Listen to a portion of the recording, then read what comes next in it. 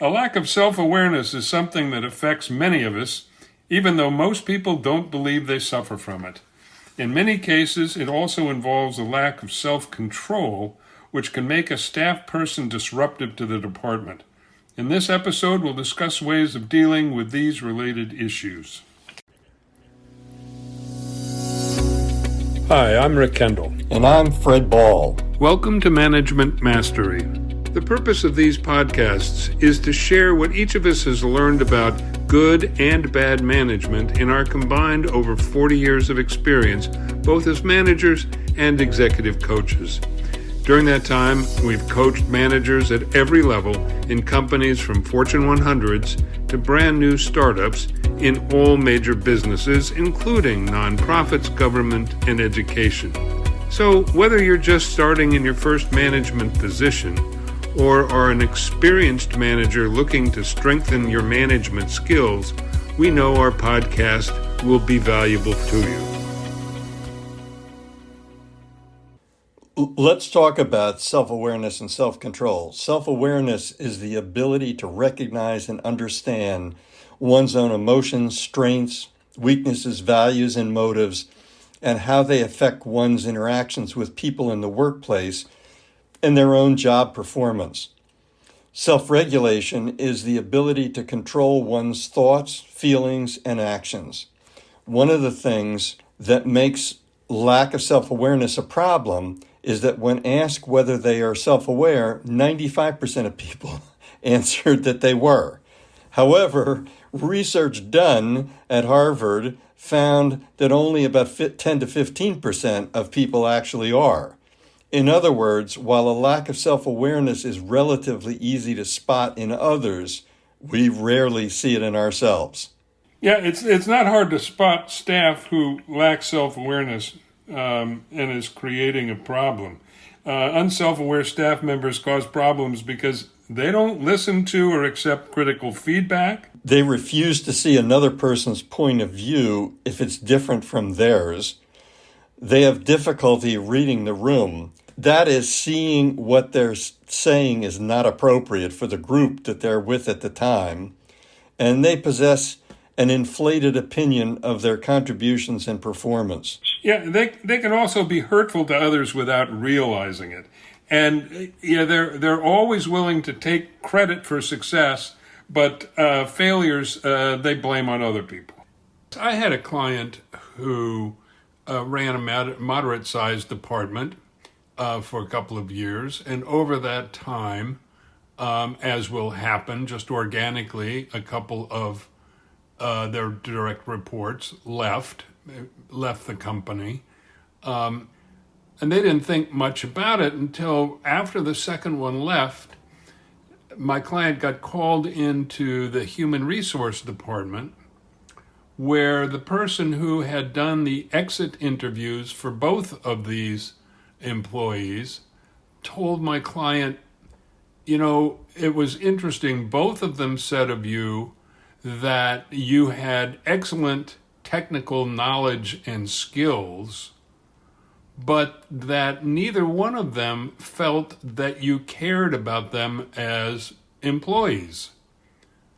Well, this shocked my client, and to the extent that they asked to have coaching, and that's how I got involved with this particular person, but totally unaware of this feeling amongst their employees that they didn't care about them.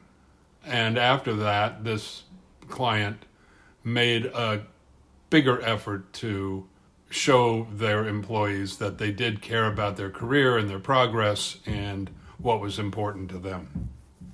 But it's an example of where lack of self-awareness can interfere with the morale of a department without even being manifestly a problem. And it was only because of the alert person in HR that this client of mine became aware that they even had the problem. Another trait often associated with a lack of self-awareness is a lack of self-control. When the two occur together, which they often do, it's critical that the manager address the problem. This combination of a lack of both self-awareness and self-control can be very disruptive to a department. Such staff can negatively impact teamwork and group efficiency by generating hostile feelings and an uncooperative spirit into the group. We face this often in the coaching that we do, and then have to deal with the manager and how to resolve the situation. So what can you do? Well, first of all, you have to call the attention to the problem with the staff person for whom it's a problem. As soon as you see the behavior or told about it, you have to speak to the person and tell them what they did and why it's not appropriate. In doing this, it's important to keep a couple of things in mind. You need to be constructive and specific, not vague or talk in generalities. Talk about the specific behavior you saw or were told about and why it is inappropriate. It's also important that you focus on behaviors and outcomes and not personality or intentions. Yeah, you have to be careful to avoid making any personal judgments or criticism. You should also try to balance both positive and negative feedback. Like saying something like, you made some valid points, but the way you expressed them actually reduced their effectiveness, things like that. As a manager, your goal here is to try to help the person recognize how their behavior is reducing their effectiveness. You want to try and not demotivate or discourage them. Secondly, after you've confronted them about their behavior, you also want to try to encourage some self-reflection on their part. By definition, this isn't going to be easy because it'll involve self-awareness, which is part of their problem. Right. Their first reaction may very well be pushing back. Remember, they don't deal well with critical feedback. If possible, say, look, think about what happened and what I've said, and also think about how you might better deal with situations like this in the future. And then if they need time, then you might say, let's talk about it in a day or so. But you want to, if possible, set the time right then. And this then becomes the issue. When you next meet, have them talk about how they might handle a similar situation in the future. Discuss why it would or would not be better way to behave. If the incident being discussed reflects an ongoing problem, discuss the importance of modifying their behavior and how that might happen going forward. Emphasize this is a problem they must address, and you are available to help. And as I said, we get into a number of situations in coaching where we have to talk about this exact sequence with the manager to make sure they're handling it in a way that the person is getting the point that they're making and the manager is comfortable in doing it. Let me give you a specific example. We've dealt with a manager who was having team meetings where everyone was problem solving together. They had one team member who exhibited behavior that was clearly not self-aware. He's a bright, enthusiastic, committed person who has good perspective, but when he has something to say, he's going to say it. And so what he does is he talks too much, cuts people off, talks over them, and talks about his solutions and no one else's. So what happens is that people disregard what he has to say, even though he has some excellent points to make. So the manager, with our coaching, meets with him and talks about those behaviors. The manager asks him to do some self-reflection, and then they are going to meet again. When they do meet again, the manager reminds him that he has great value to bring to the team, but that what happens is that his comments are disregarded because of the way that he treats people. So he asks what self-reflection the person has done, and they begin to talk about it, and a number of things come up, both from the individual and the manager. He's got to show more respect to the other team members. He's got to listen until the other person is finished. He has to show some enthusiasm for what they are saying. He can ask if he's not sure, if he heard something correctly, and then he should ask some follow-up questions. If the other person proposes an idea, he should give his reactions and even articulate a possible set of actions that they could take. On the other hand, the manager and he talk about if you disagree, there's nothing wrong with stating that. You have to do it carefully and show respect, and you need to give your solution. Then, at the end of the conversation, the manager says, I want to meet you after each of our team meetings for a period of time, and we want to continue this discussion to see how you're feeling about it. Over time, the individual made great progress. Yeah, and the other thing you and I have seen more and more, Fred, is that this is something that is going to take time and effort on the part of the manager to provide help to the employee. And now we're assuming that this is somebody you want to keep who's making valuable contributions, but whose lack of self-awareness is getting in the way. But it's important to remember that the problem is a lack of self-awareness. So they're not going to immediately see they have a problem beyond possibly the incident that brought them to your attention in the first place. So you're going to have to address it behaviorally. That is, you have to watch and listen for incidents that show the problem in a disruptive, easy enough for me to say, disruptive or counterproductive way, and address the issue then. And by the same regard, when you hear about or see examples of self-aware behavior, you want to positively comment on them to the staff person to reinforce that behavior. So it's really behavioral psychology. In short, you need to focus on those behaviors that are problems and are counterproductive to the functioning of the group, and also point out where they're doing things the right way. That's absolutely right.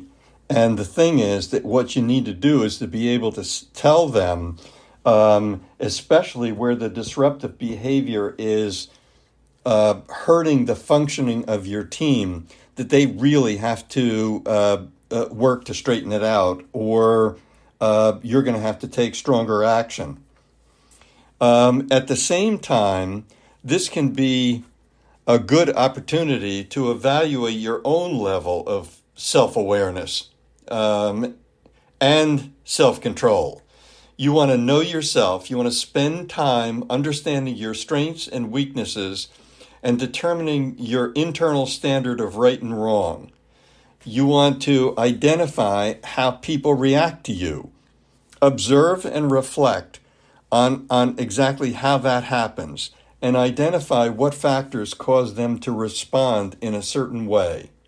Yeah, this is never easy. I mean, we're not very good at evaluating ourselves, but you need to be perceptive about your traits. Be mindful of circumstances so that you know when to use a certain trait in a given situation. Leverage your strengths. It's really a matter of becoming more self-aware. And look for patterns. Notice when you receive positive feedback, when people compliment you on what you've done, remember those and try to replicate that behavior. One of the things that you want to also try and do is to find ways to show more empathy. And that's consider the emotional needs and feelings of others as you communicate and make decisions. So many times, the way that we say something impacts how the other person feels about what we've said, and whether they're likely to follow forward on the kinds of things that we've said. The other thing is that you, in evaluating your level of self-awareness and self-control, think of others who you trust, who can give you feedback. Your boss may be able to do that. There may be a trusted colleague or two who can give you feedback, and you can discuss some of these things that you're self-evaluating with them and get their impression on it as well. Yeah, and I would add there, Fred. One thing that makes all of this more complicated is remote working and texting and emailing things. So often, when you text something or email something, a lot of the emotional communication gets washed out. So it's very easy to misunderstand what people are saying or doing when you don't have that face-to-face interaction. And that can happen too when you're doing a Zoom meeting or something like that. We can behave in ways we would never do if we were sitting across the table from someone. So it's even more important that we are self-aware in those situations. I agree. So in this episode, we've discussed the problems associated with having a staff member who severely lacks self-awareness and often self-control as well, and how that can be disruptive to the functioning of the group. And then we discussed how you, the manager, should deal with those behaviors associated with this type of personality. You have to focus on the behavior itself and not the personality of the staff member. And to make progress in reducing the behavior will take time and persistence. And finally, we discussed seeing how dealing with such a staff member can also be the opportunity for you, the manager, to do a bit of self-examination of your own behaviors and hopefully increase your own self-awareness and self-control. We hope you have found this podcast useful and will come back again for more management mastery. If you have any comments about this or any of our episodes, or would like to find out more about our other services, including one-on-one coaching and group seminars for managers, visit our website at careercoachclass.com. Thanks for listening.